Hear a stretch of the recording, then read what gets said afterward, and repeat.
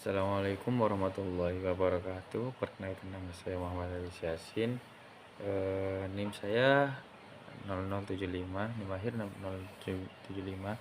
Di sini saya akan menjelaskan tentang materi kelompok 4, yaitu tentang strategi pembelajaran guru SKI terhadap nilai strategi dakwah dan presentasi kepemimpinan Umar bin Khattab di SMP Tafid Al-Amin. Nah, jadi teman-teman, eh di sini pertama saya akan menjelaskan tentang biografi Umar bin Khattab. Nah, Umar bin Khattab itu merupakan khalifah kedua setelah Abu Bakar Siddiq. Nah, beliau ini memiliki nama lengkap Umar bin Khattab bin Nufail dari Quraisy, dari suku Quraisy. Nah, beliau ini lahir di Mekah pada tahun 584 Masehi dan wafat pada tahun 644 Masehi. Nah, Umar itu masuk Islam pada usia 27 tahun, yaitu pada tahun ke-6 kenabian. Nah, salah satu gelar yang diberikan kepada beliau itu adalah Al-Faruq, yang berarti orang yang mampu membedakan antara yang benar dan yang salah. Umar bin Khattab itu kemudian dibaiat menjadi khalifah pada tahun 13 Hijriah atau 634 Masehi.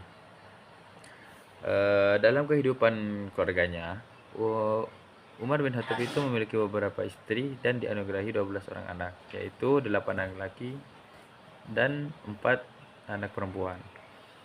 Selanjutnya yaitu strategi dakwah Umar bin Khattab. Nah, teman-teman, Umar bin Khattab itu dikenal sebagai pemimpin yang tegas, kuat, dan juga memiliki strategi dakwah yang sangat baik. Nah, dakwah beliau itu tidak hanya melalui perkataan saja, tetapi juga melalui kebijakan dan juga tindakan nyata. Dan beberapa strategi dakwah yang dilakukan oleh Khattab itu antara lain tuh, pertama strategi dakwah struktural atau institusional. Nah, Umar mengubah dakwah yang awalnya bersifat pribadi menjadi dakwah yang terorganisasi melalui sistem pemerintahan. Nah, beliau itu membentuk berbagai departemen atau dewan untuk mengatur administrasi negara, militer, dan juga keuangan agar pemerintahan berjalan dengan tertib. Terus yang kedua, strategi dakwah faktual melalui pemerataan kesejahteraan. Nah, menurut Umar, dakwah yang paling efektif adalah melalui keadilan sosial. Oleh karena itu, beliau mengoptimalkan fungsi Baitul Mal dan juga memberikan jaminan sosial bagi masyarakat yang membutuhkan. Dan yang ketiga, strategi dakwah intelektual dan pendidikan. Nah, Umar itu menekankan pentingnya ilmu pengetahuan di wilayah yang baru masuk Islam. Beliau juga mengirim tenaga pendidik untuk mengajarkan Al-Quran dan hukum Islam serta melakukan standarisasi bahasa. Nah, untuk strategi yang terakhir yaitu strategi ijtihad hukum. Apa sih strategi ijtihad hukum?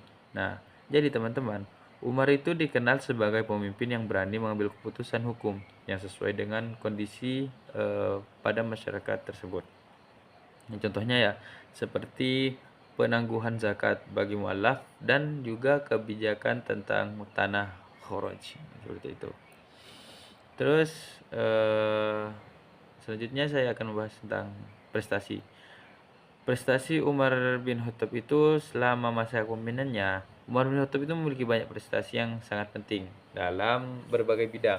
Pertama itu dalam bidang ekspansi wilayah. Nah, pada masa beliau, wilayah Islam itu berkembang sangat luas. Tidak hanya di Jazirah Arab, tetapi juga sampai ke Damaskus, Palestina, Mesir, Irak, Persia, dan juga Syria. Terus kalau dalam bidang administrasi, Umar itu membentuk majelis permusyawaratan, memisahkan lembaga pengadilan, serta juga membagikan wilayah Islam menjadi beberapa provinsi seperti Mekah, Madinah, Suriah, Kufah, Basrah, Mesir, dan juga Palestina. Nah, yang ketiga dalam bidang peradilan. Dalam bidang peradilan, beliau itu memisahkan kekuasaan yudikatif dan eksekutif, serta mengangkat hakim di berbagai wilayah agar sistem peradilan lebih tertata. Terus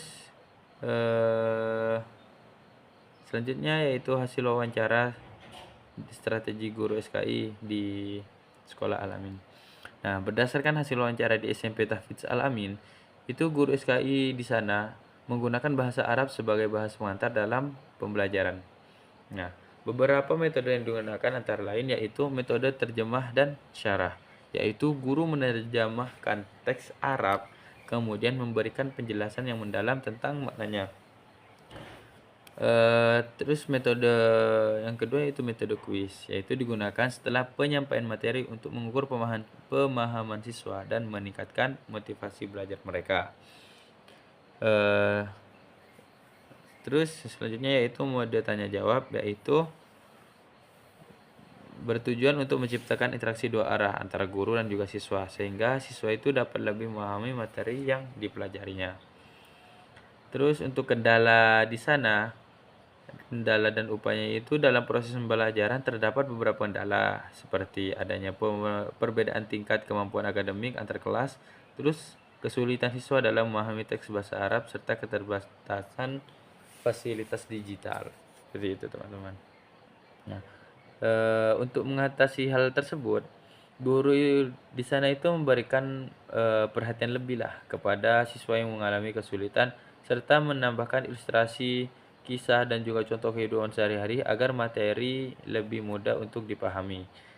Jadi kesimpulannya bahwa guru SKI di SMP Tahfidz Al-Amin itu menggunakan strategi pembelajaran berbasis bahasa Arab dan metode terjemah, kuis, dan juga tanya jawab. Nah, walaupun terdapat beberapa kendala seperti perbedaan kemampuan siswa dan keterbatasan sarana, guru di sana itu tetap tetap berusaha lah untuk mengatasi dan pendekatan yang lebih personal serta menggunakan cerita dan ilustrasi agar materi sejarah Islam dapat dipahami dengan baik oleh seluruh siswa di sana.